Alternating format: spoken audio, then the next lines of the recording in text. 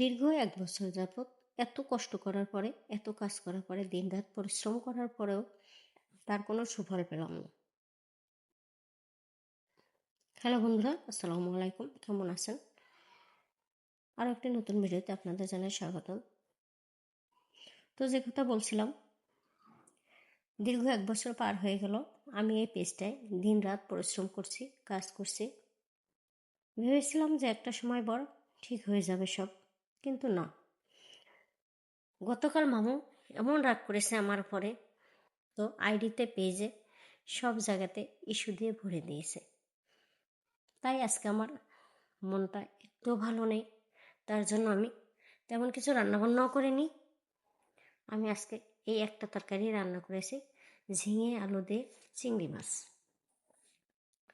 তো তার জন্য আমি চুলায় কড়াই বসিয়ে তাতে পেঁয়াজ কুচি দিয়ে তেল দিয়ে কিছুক্ষণ লাল করে ভেজে নিয়েছি। তার ভিতরে চিংড়ি মাছ দিয়ে দিয়েছি টমেটো কুচি, কাঁচামরিচ, হলুদ, ধনিয়া, সামান্য একটু মরিচের গুঁড়া। যেহেতু আমি ঝাল খাই না, এই জন্য মরিচের পরিমাণটা আমি কমই ব্যবহার করি।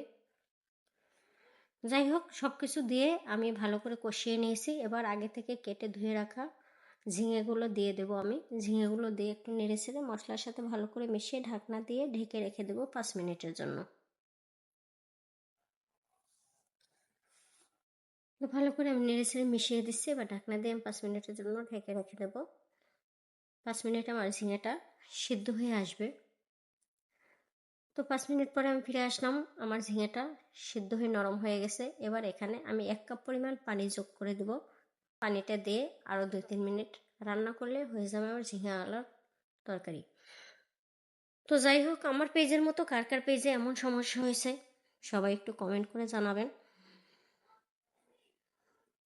এখন আর ভালো লাগে না পেজ নিয়ে ঘাঁটতে ঘাঁটতে ঘাঁটতে মানে তিক্ততা চলে আসছে। ভেবেছি এখন আর পেজ আইডি কোনোটাই চালাবো না, সব কিছু বন্ধ করে দেব। আমার ভিডিওটা যদি ভালো লেগে থাকে অবশ্যই লাইক, কমেন্ট, শেয়ার করতে ভুলবেন না। সবাই ভালো থাকবেন, সুস্থ থাকবেন। ধন্যবাদ সবাইকে।